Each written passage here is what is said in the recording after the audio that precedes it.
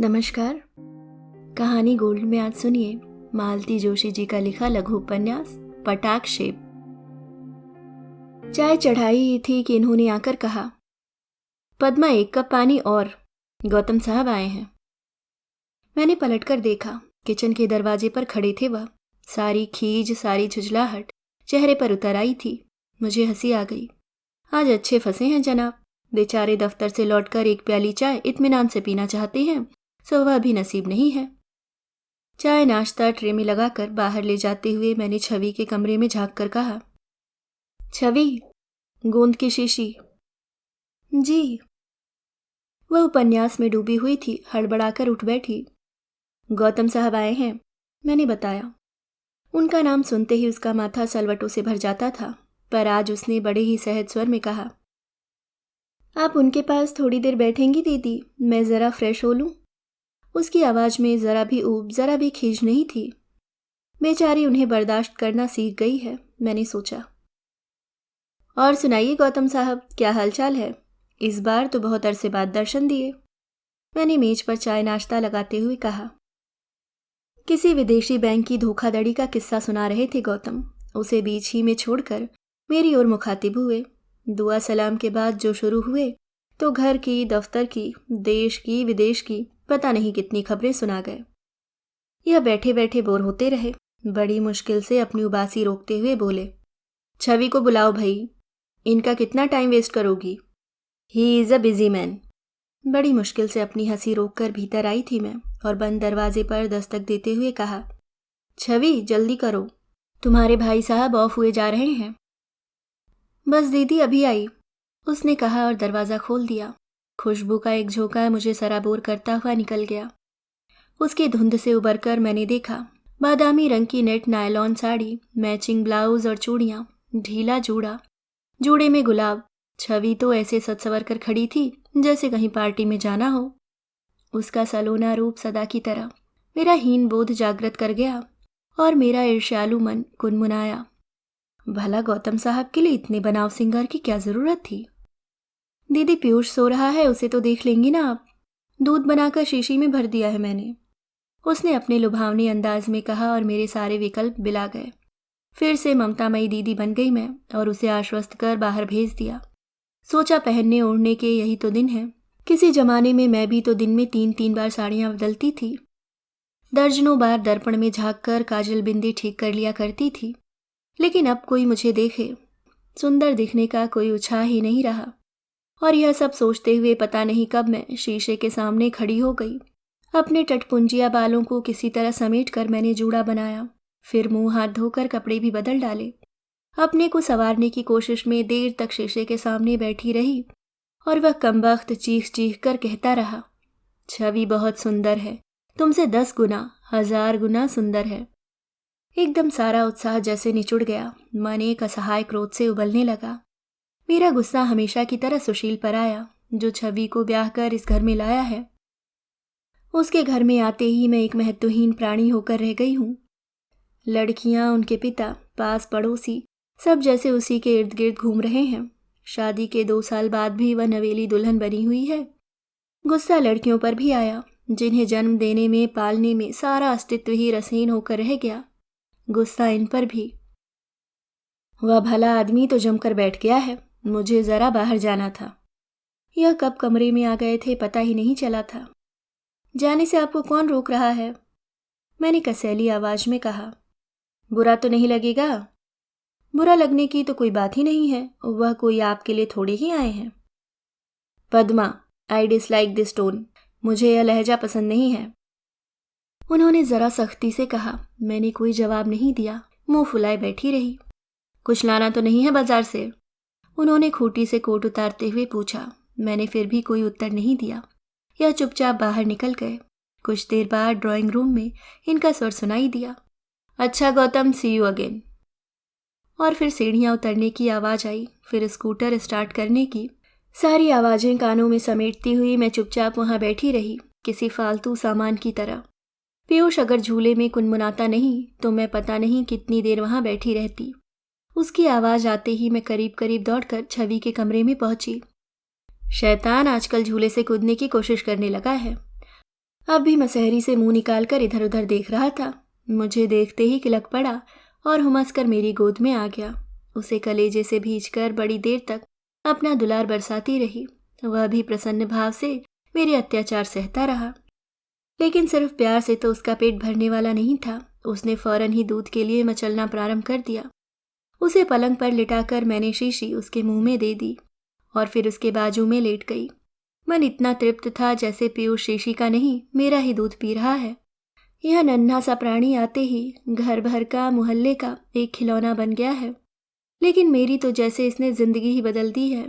मन करता है बस 24 घंटे उसे कलेजे से लगाए रहूं और पूछूं, मेरे लाला, मेरे छौने, तू इतने दिनों तक कहाँ छिपकर बैठ गया था।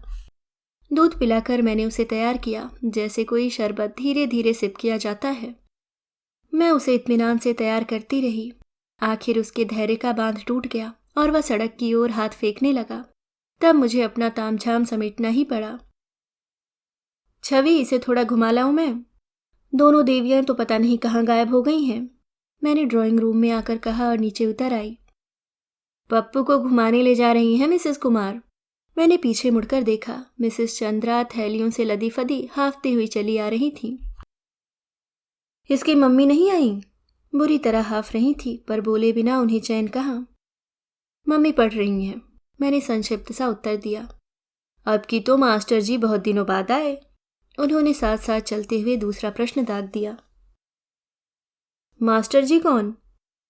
ओह, आप शायद गौतम साहब के लिए कह रही हैं। इनके दोस्त के छोटे भाई हैं। वह भी किसी नाइट कॉलेज में सोशियोलॉजी में एमए कर रहे हैं। कहीं से अच्छे नोट्स या किताबें मिल जाती हैं तो दे जाते हैं। मैंने लंबी चौड़ी सफाई दी और फिर लगा इसकी कोई ज़रूरत नहीं थी। यही तो मैं लड़कियों से कह रही थी, मास्टर तो अपने समय से आता है, समय से जाता है।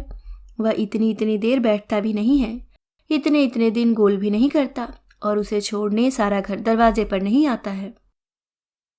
मैं तो स्तब्ध रह गई। मिसेस चंद्रा की नज़र से कोई भी बात छूटती नहीं है। लोग बाग उन्हें कॉलोनी का चौकीदार कहते हैं, ठीक ही कहते हैं।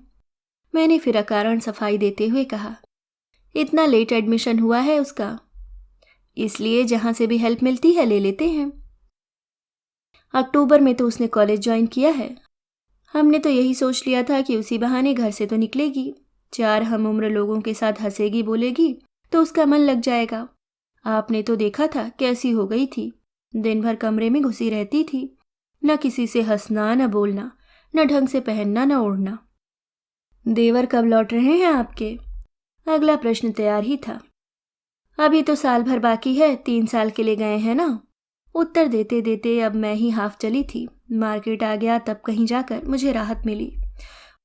उन्हें दुकानदारों से उलझता छोड़कर मैंने मार्केट का एक राउंड लिया, कुछ टॉफियां खरीदी और लौट पड़ी। लौटते हुए उनके साथ आने का साहस मुझ में नहीं था। लौटते हुए पड़ोस की 2-3 लड़कियां मिल गई थीं और मैंने राहत की सांस ली। उन लोगों में पीयूष को लेने के लिए होड़ सी मच गई और मुझे हाथ सीधा करने का मौका मिल गया। मोटे ताजे बच्चे देखने में तो अच्छे लगते हैं, लेकिन उठाना पड़े तो भगवान याद आ जाते हैं। पीयूष अपनी भक्त मंडली में प्रसन्न था और फरमाइशी प्रोग्राम पेश कर रहा था। शोभा, विभा ने, छवि ने उसे कई करतब सिखा रखे हैं। लड़कियां मुग्ध हुए जा रही थीं। 13-14 साल की लड़कियां थीं वे। उन्हें मुग्ध होने के लिए कुछ भी काफ़ी होता है। हाय कितना स्वीट है ना, हाय कितना इंटेलिजेंट से होते हुए बात उसकी मम्मी पर उतर आई। घर पहुंचने तक छवि कितनी स्वीट, कितनी स्मार्ट, कितनी ग्रेसफुल वगैरह विशेषण पा चुकी थी। अपने घर की ओर मुड़ते हुए जब पीयूष को लिया तो कितना भारी लगा मुझे वह। किसी तरह सीढ़ियां चढ़कर मैं ऊपर आई। गैलरी में आकर पता लगा कविता की जो पंक्तियां हवा में तैरकर मेरे कानों से टकराती रही थीं, उनका उद्गम स्थान हमारा ड्राइंग रूम ही था। मुझे लगा शायद छवि रेडियो खोलकर बैठ गई है। ड्राइंग रूम में आकर देखा, कवि महोदय सशरीर ड्राइंग रूम में विराजमान है और उनकी एकमात्र श्रोता बड़ी तन्मयता से रसास्वादन कर रही है। मैंने ईश्वर को धन्यवाद किया कि लौटते हुए मिसेस चंद्रा मेरे साथ नहीं थी। कमरे के वातावरण को गदमय बनाते हुए मैंने कहा, छवि अपने लाडले को देखो ज़रा, मुझे किचन में जाने दो। दोनों देवियां लौट आएंगी तो मुझे ही खा जाएंगी। कवि और श्रोता दोनों जैसे समाधि से जाग पड़े। भावाविभूत होकर छवि ने कहा, कितनी अच्छी कविता लिखते हैं गौतम साहब। लिखता था, कवि ने करेक्शन स्लिप प्रस्तुत की। कॉलेज के दिनों में बहुत कुछ लिखा था। उस जमाने में तो सभी कवि होते हैं। यह नून तेल लकड़ी का चक्कर चलने के बाद भी जिनकी प्रतिभा शेष रह जाती है वे ही सच्चे कवि होते हैं। और इस यथार्थवादी घोषणा के साथ मैंने मंच से प्रस्थान कर दिया। कवि गोष्ठी फिर नहीं जम सकी क्योंकि कुछ ही देर बाद स्कूटर स्टार्ट होने की आवाज आई। कुछ ही पल बाद छवि किचन में थी। उसकी आंखों में कविताओं की पंक्तियां अब भी तैर रही थीं। उसी भाव विह्वल स्वर में बोली, आपको पता है दीदी, गौतम साहब की लव मैरिज है। साथ ही पढ़ते थे वे दोनों। सारी कविताएं मिसेस गौतम के लिए ही लिखी गई हैं। छवि प्लीज जरा साड़ी बदल कर आ जाओ तो चटनी पीस दो। मुझे तो ये बाकी का काम निपटाते ही 8 बज जाएंगे। कविता के आनंद में विचरण करने वाले उसके मन को मैंने निर्ममता से सील पर पटकते हुए कहा। उसका चेहरा बुझ गया और मुझे अपने आप पर गुस्सा आने लगा। आफत की मारी शुभा उसी समय मेरे सामने आ खड़ी हुई। मम्मी भूख लगी है। भूख तो लगी ही होगी, तभी तो घर की याद आई है। मैंने उसे झिझोड़ते हुए कहा, घड़ी देखी है, यह समय है घर लौटने का। वे लोग कब से आ गई हैं, छवि ने मिमियाकर कहा। लेकिन तब तक शुभा की पीठ पर 2 घूंसे पड़ चुके थे और वह सिसकती हुई चली गई थी। गैस की नीली लपटों को शून्य दृष्टि से देखती हुई मैं देर तक गुमसुम खड़ी रह गई थी। रात बेडरूम में प्रवेश करने पर देखा यह हस्ब मालूम अखबार में खोए हुए थे। चेहरे से उनके मूड का कुछ पता नहीं चल रहा था। शाम को जरा ऑफ होकर ही घर से निकले थे। लौटते ही शुभा ने मम्मी की शिकायत कर दी थी। उसकी प्रतिक्रिया जाननी अभी शेष है। मैं चुपचाप अपने बिस्तर पर आकर पड़ रही। शादी को 10-12 साल हो चले हैं, पर हर रात कमरे में पांव देते हुए मन सहमा सा ही रहता है। उनका चेहरा सदा की तरह गंभीर बना रहता है और मुझे अपने दिन भर की बेवकूफ़ियाँ 100 गुना बड़ी होकर सालने लगती हैं। बहुत मन होता है उनकी छाती में मुंह छुपाकर रोने का, पर अपनी ओर से पहल करने का साहस ही नहीं जुटा पाती। सो गई क्या? उन्होंने हौले से पूछा। नहीं तो क्यों? मैंने करवट बदलकर पूछा। आज तुम्हारी प्रिय सखी मिली थी, मिसेस कश्यप। कहाँ, मार्केट में? यहाँ कैसे आई हैं? ट्रांसफ़र हो गया है क्या? क्वार्टर कहाँ मिला है? रुको भाई, सांस तो लो। तुम तो बस एक के बाद एक प्रश्न पूछती ही चली जाती हो। मेरा अंतर्मन जानता है कि इन प्रश्नों के उत्तर मेरे लिए महत्व नहीं रखते। अपनी नर्वसनेस को छिपाने का एक साधन मात्र है ये। कैसी लगती है अब वह? मैंने अधीर होकर पूछा। अरे खूब फैल गई है, गर्दन तो नजर ही नहीं आ रही। सच? मेरा मन उल्लास से भर गया। मिसेस कश्यप अब उतनी सुंदर नहीं रही, यह जानना कितना सुखद था। एक जमाना था जब मिसेस कश्यप ही नहीं, उनका ड्राइंग रूम, उनके अचार, उनके स्वेटर्स, उनके बच्चे, सभी बातें चर्चा का, प्रशंसा का विषय थी। कम से कम अब एक पॉइंट तो उनका कम हुआ। सच कह रहे हैं, बहुत मोटी हो गई हैं, मुझसे भी ज्यादा। मैंने आश्वस्त होने के लिए पुनः पूछा। तुम्हें मोटी किसने कह दिया? You are as slim and as graceful as ever, मैंने किसी नवोढ़ा की तरह इतराते हुए कहा। सच कह रहा हूँ भाई, कोई मेरे दिल से पूछे, तेरे तीरे नीमकश को। और मुझे अपनी बाहों में समेट कर उन्होंने बेड स्विच ऑफ कर दिया। उनकी बाहों का तकिया लिए हुए मैं देर तक तृप्त भाव से लेटी रही। मिसेस कश्यप का नाम लेते ही शंकाओं का एक तूफान सा उठा था। वह अब शांत हो गया था। सुख की उस चरमावस्था में मन बड़ा तरल हो आया था। मुझे छवि की याद हो आई। मैं यहाँ प्रिय की बाहों में लेटी हूँ और वह बेचारी। हौले से मैं बिस्तर से उठाई। वह उसी तरह प्रगाढ़ निद्रा में निमग्न लेटे रहे। खिड़की का पर्दा सरकाकर मैंने देखा, बगल वाले कमरे की बत्ती का चौकोर प्रतिबिंब सड़क पर पड़ रहा था, जिसका अर्थ था छवि अभी जाग रही है। मन करुणार्ध हो उठा। क्या सुख देखा है बेचारी ने शादी का। 2 महीने लगकर भी तो अपने कलकत्ता वाले घर में नहीं रही। कभी मेरे पास, कभी माँ के पास। तीज त्योहारों के चक्कर में घूमती रही। तब यह पता थोड़े ही था कि सुशील को 6 महीने के अंदर ही विदेश चला जाना होगा।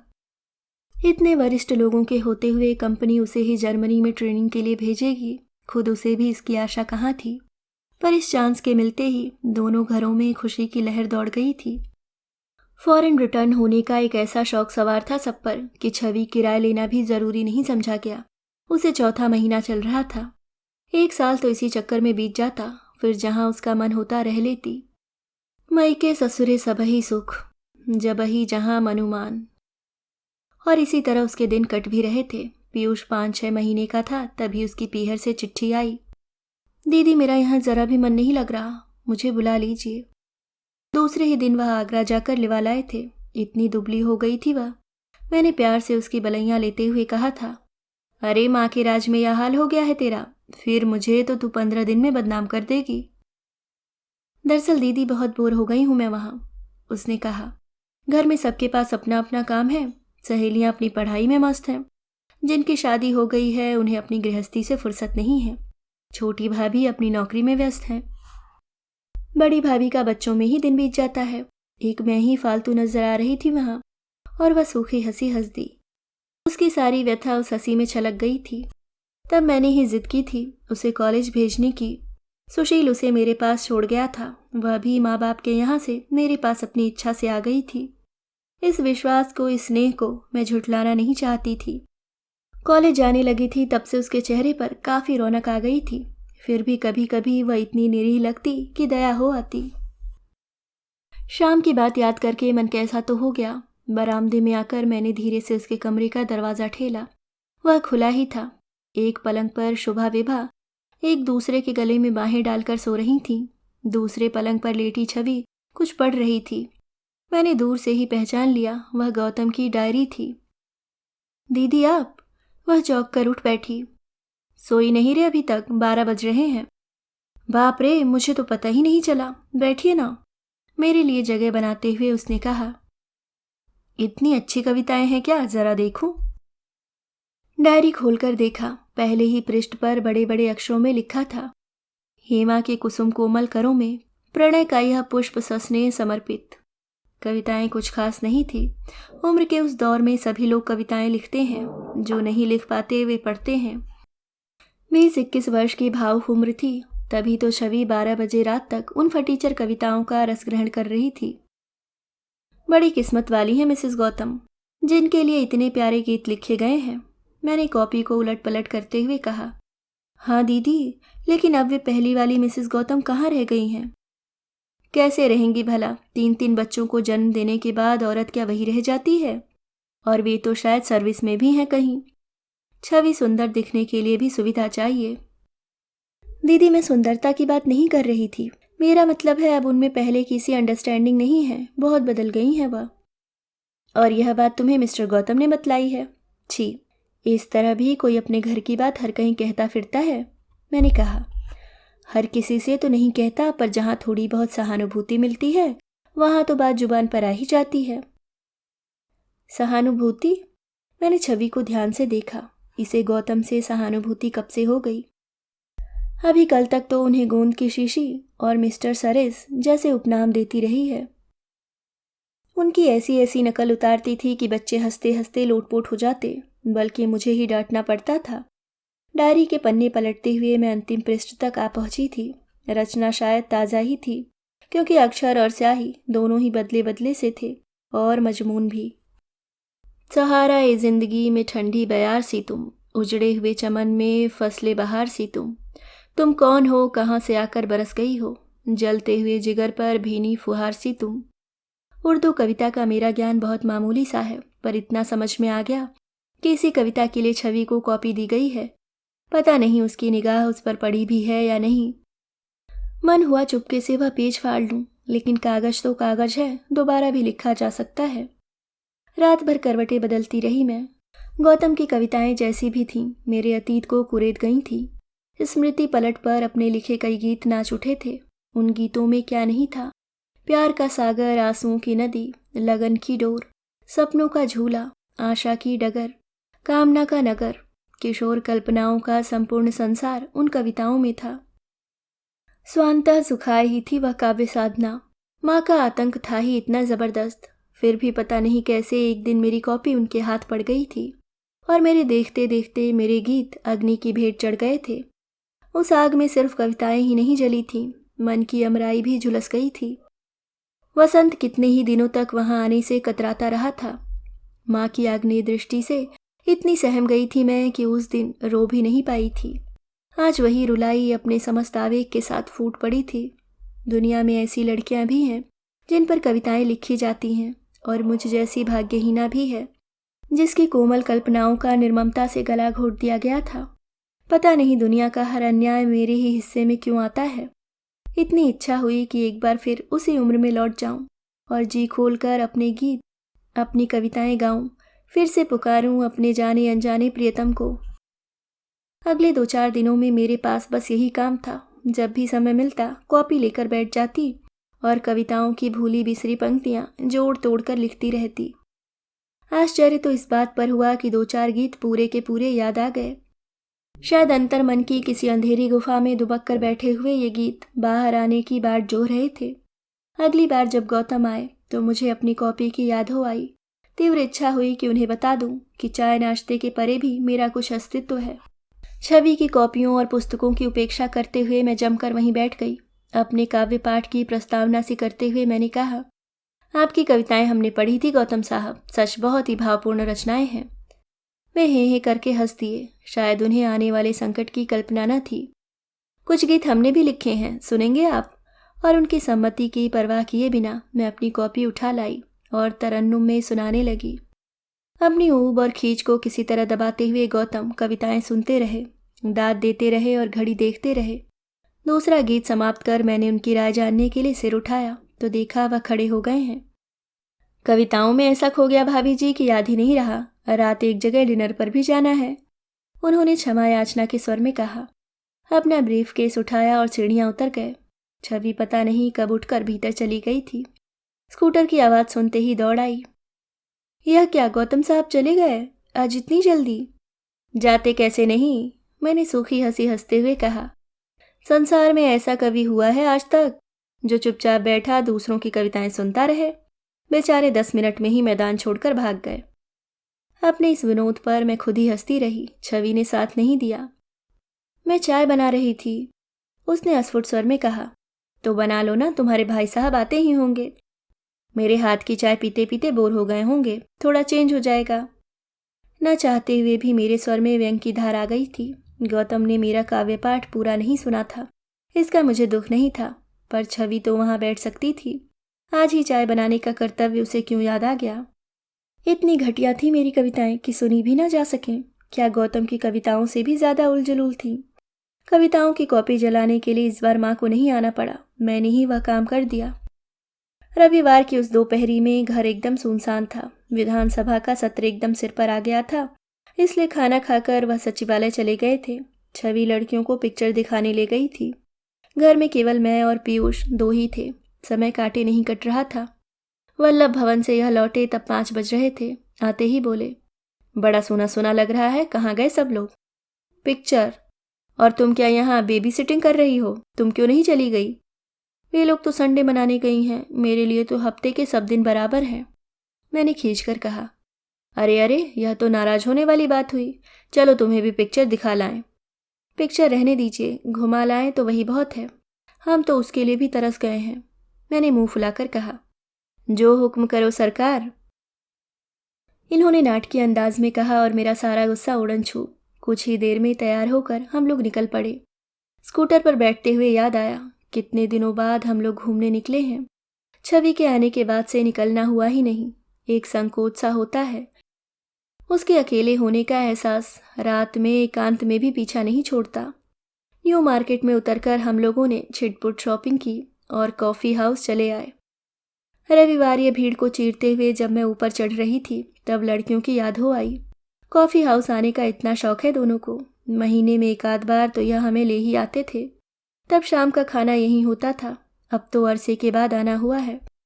भीड़ तो थी ही, पर सौभाग्य से कोने वाली एक मेज हमें मिल गई। एक बार वहां इत्मीनान से बैठ जाने के बाद मैंने पीयूष की ओर ध्यान दिया। उसने मेरी सारी मेहनत पर पानी फेर दिया था। हवा में उड़ने से उसके बालों का सिर पर एक टोप सा हो गया था। काजल सारा फैल गया था और दोनों मुट्ठियों से आंखें मसल कर उसने हाथ भी काले कर लिए थे। मैंने पर्स से रुमाल और बेबी पाउडर निकाला और उसे फिर से संवारने लगी। यह मनोयोग से मुझे देखते रहे।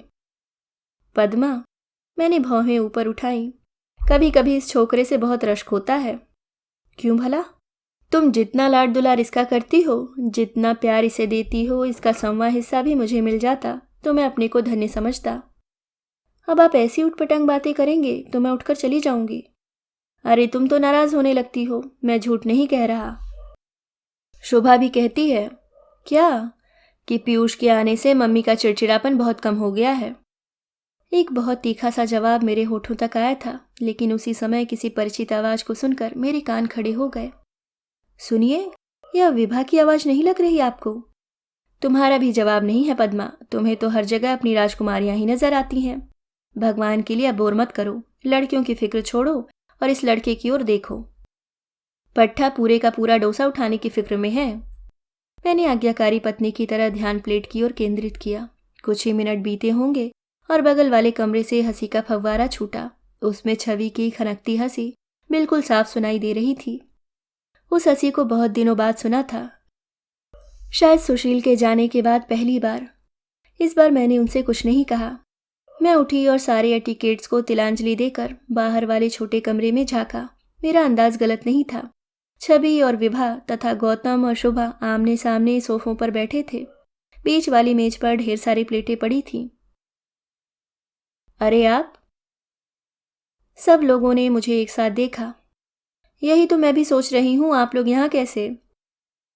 हम लोग रंगमहल से निकले थे कि आप मिल गए, हमें जबरदस्ती यहाँ ले आए, माने ही नहीं। छवि ने सफाई पेश की। भाभी जी आप भी कंपनी दीजिए ना। गौतम साहब इतनी देर बाद फूटे।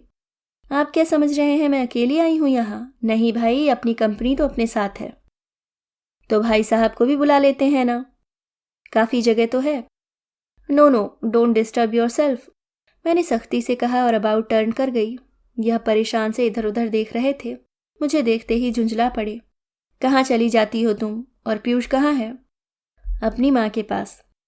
क्या वह भी आई है? हाँ, गौतम के साथ। और लड़कियाँ? वे भी हैं। तब तक गौतम खुद उपस्थित हो गए और अपनी मेज पर आमंत्रित करने लगे। मैंने आंखों ही आंखों में इन्हें अपनी अस्वीकृति की सूचना दे दी। स्थिति को संभालते हुए यह नाटकीय अंदाज में बोले, देखो भाई गौतम, बड़ी मुद्दतों के बाद आज बीवी को लेकर निकला हूं, लेकिन तुम लोग एंजॉय नहीं करने दोगे, हर जगह पीछा करोगे। हंसते हुए गौतम अपनी टेबल पर लौट गए।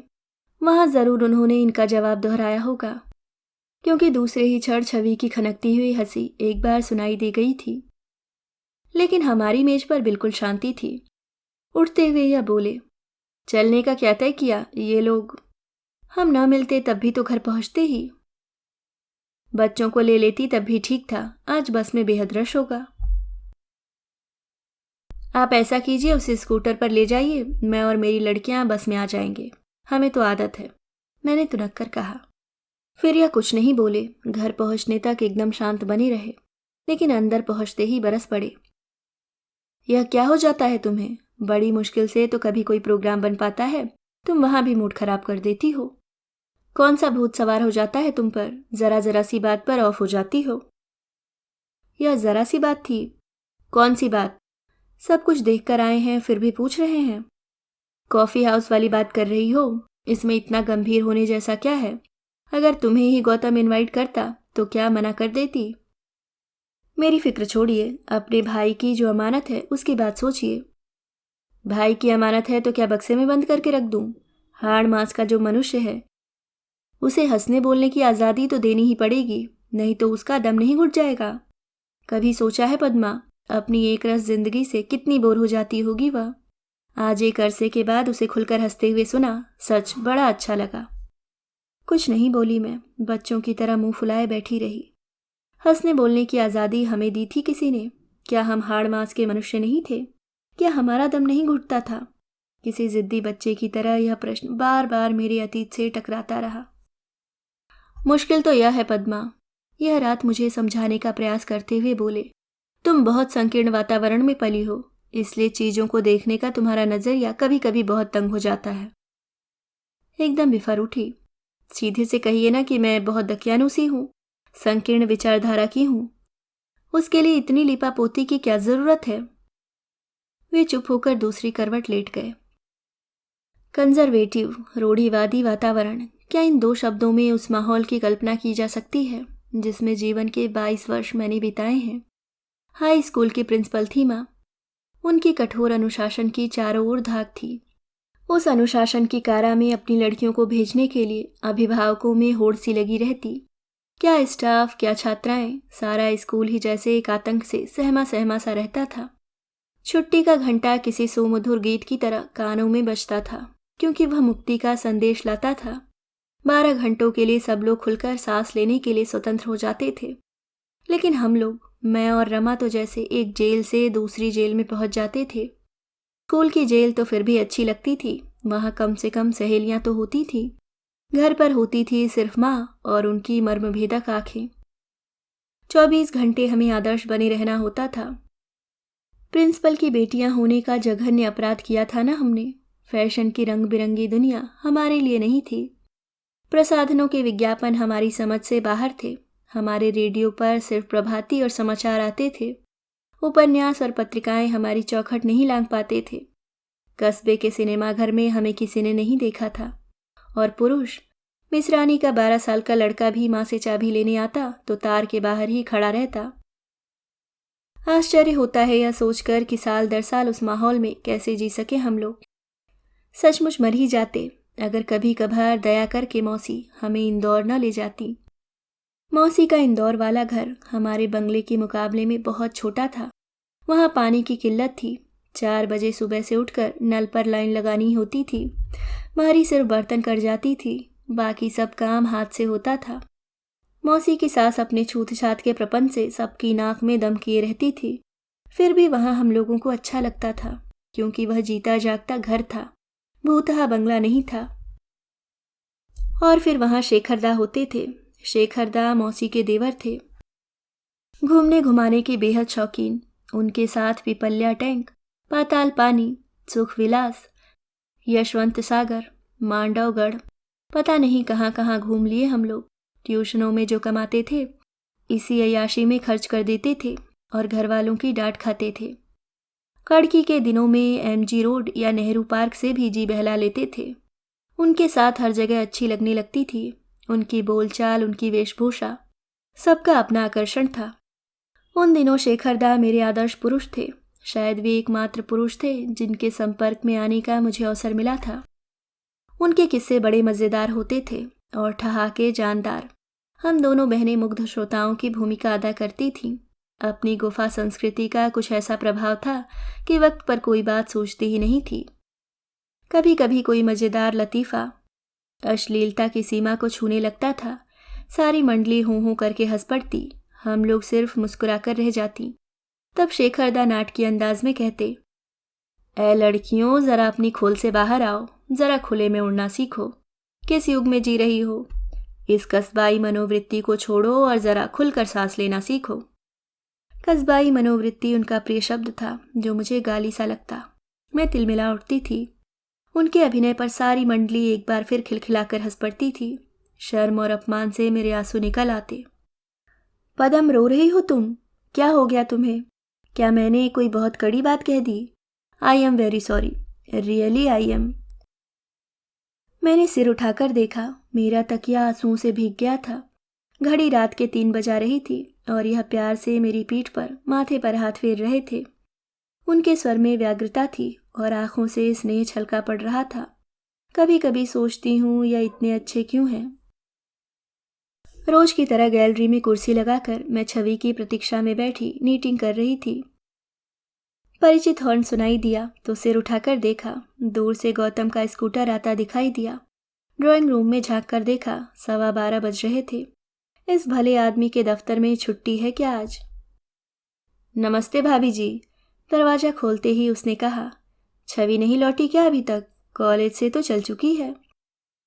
क्या आप उसके कॉलेज से आ रहे हैं? मैंने पूछा। दरअसल पूछना चाह रही थी, मिसेस सुशील छवि कब से हो गई?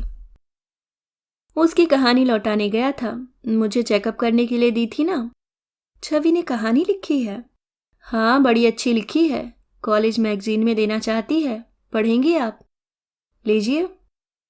उसने ब्रीफकेस से पुलिंदा निकालते हुए कहा। रहने दीजिए, हम अनपढ़ क्या जाने का था कहानी। मैंने रुखाई से कहा। अरे वाह, आप तो खुद इतना अच्छा लिखती हैं। मैंने सख्ती से होठ भींच लिए। मुझे छवि पर गुस्सा आ रहा था, जिसने मुझसे कहानी का जिक्र भी नहीं किया था। मुझे गौतम पर क्रोध आ रहा था, जो छवि की कहानी के लिए यहाँ तक भागा आया था, जबकि मेरे 2-4 गीत भी सुनने के लिए उस दिन उसके पास समय नहीं था। आ गई शायद। गौतम की बात ने मुझे चौंका दिया। छवि सीढ़ियां चढ़ रही थी। कहाँ रह गई थी? गौतम ने ही पूछा। कॉलेज से तो कब की चली हो? बसों का चक्कर है ना, घंटा भर तो प्रतीक्षा में ही बीत जाता है, उसने थकी थकी आवाज में कहा। यह अपनी कहानी संभालो। अच्छा भाभी जी, अब पानी पिलाइए, चला जाए, गौतम ने उठने की मुद्रा में कहा। ड्राइंग रूम पार कर रही थी, सुना गौतम पूछ रहा है, फोन कर दिया था फिर भी रुकी क्यों नहीं? छवि का उत्तर सुनने के लिए मैं बड़ी देर तक सांस रोके दरवाजे की ओट में खड़ी रही। जब कुछ सुनाई नहीं दिया तो किचन में चली गई। बहुत पुरानी एक बात याद आई। एक बार इन्होंने मुझे सुशील के बेडरूम की खिड़की से कान लगाए हुए पकड़ लिया था। पहले तो गुस्से की रौ में काफी कुछ कह गए थे, फिर बाद में समझाया था, देखो पद्मा, छिपकर सुनने में अपनी बुराई ही सुन पाता है आदमी, बेकार अपना मन खराब करने से फायदा। पानी लेकर लौटी तो देखा गौतम गैलरी से टिका हुआ खड़ा है और पूछ रहा है, मान सिंह अब तो परेशान नहीं करता? नहीं, छवि ने हौले से कहा। और मिश्रा को ज्यादा लिफ्ट मत देना, अब प्रोफेसर हो गया है तो क्या नंबरी बदमाश है वह। छवि कुछ नहीं बोली, उसी तरह सिर झुकाए बैठी रही। गौतम के जाते ही मैंने कहा, यह सज्जन तो तुम्हारे लोकल गार्जियन बने हुए हैं, बड़ा रोब मार रहे हैं। मैं तो परेशान हो गई हूं इनकी बॉसिंग से दीदी। छवि एकदम फट पड़ी। हर लड़का इनकी नज़र में आवारा है, सब प्रोफेसर बदमाश हैं, किसी से भी बात करो उपदेश देने लगते हैं। तो फटकार क्यों नहीं देती एक बार, कहो कि अपनी हद में रहें। उसने एक बार असहाय आंखों से मेरी ओर देखा, होठ कुछ कहने के लिए फड़फड़ाए, फिर एकाएक उठकर वह अंदर चली गई। खाना खाते हुए मुझे याद आया, मैंने छवि से कहा, सुशील का पत्र आया है? सुशील का पत्र आया है, तुम्हारी दराज में रख दिया है। वह उसी निर्लिप्तता से चावल दाल मिलाती रही, न उसकी आंखों से खुशी की किरणें फूटी, न गालों पर गुलाब उग पाए।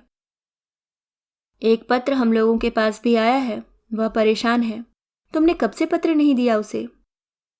अब रोज रोज लिखूं भी क्या, उसने धीरे से कहा।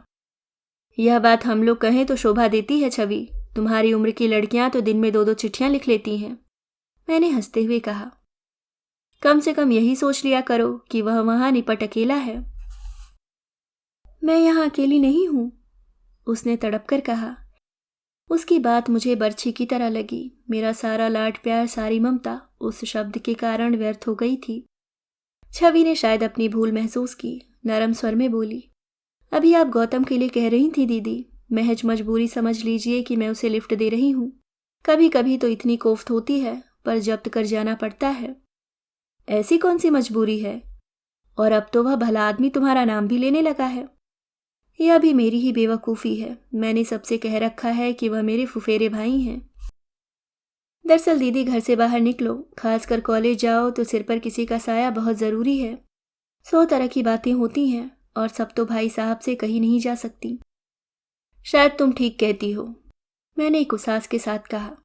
मुझे तो इन बातों का अनुभव नहीं है, हमारे न कोई भाई था, न हमें बनाने की इजाज़त थी, और कॉलेज में गई ही कितने दिन, मुश्किल से साल भर।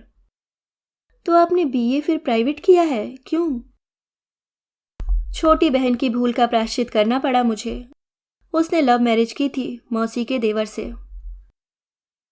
आप तो बताया करती हैं ना, माँ जी बहुत स्ट्रिक्ट, कठोर थीं। स्ट्रिक्ट तो थीं, पूरे कस्बे में उनका दबदबा था, फिर भी रमा को वह रोक नहीं सकी। रोकने का मौका ही न मिला, उन्हें तो सीधे शादी की खबर मिली थी। बहुत बौखलाई होंगी ना? बहुत ज़्यादा। सारा गुस्सा मुझ पर ही उतरता था। उन्हें यही लगता रहा कि मैंने जानबूझकर उन्हें अंधेरे में रखा, जबकि सच्चाई यह थी कि मैंने इस बात की कल्पना भी न की थी।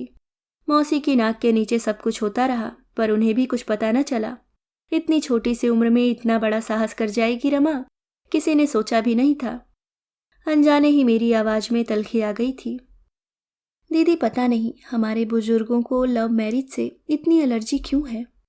छवि कह रही थी, मैंने तो एक आध बार ही उन लोगों को देखा है, पर इतना कह सकती हूँ कि रमा दीदी के हस्बैंड उनसे हर बात में सुपीरियर हैं। आप ही बताइए, उनसे अच्छा लड़का ढूंढ सकती थी माँ जी। इतनी अच्छी पर्सनालिटी है, रमा दीदी तो उनके सामने कुछ भी नहीं है। पीयूष जाग गया था, इसलिए छवि को उठकर जाना पड़ा, नहीं तो पता नहीं कितनी देर बोलती रहती। कभी गुमसुम बैठी रहती है और कभी बोलने पर आएगी तो रुकने का नाम ही नहीं लेगी। उफ, मेरा तो सिर चकराने लगा था। अभी आप सुन रहे थे मालती जोशी जी का लिखा हुआ लघु उपन्यास पटाक्षेप। अभी के लिए इतना ही। आगे की कहानी सुनिए दूसरे और अंतिम भाग में। धन्यवाद।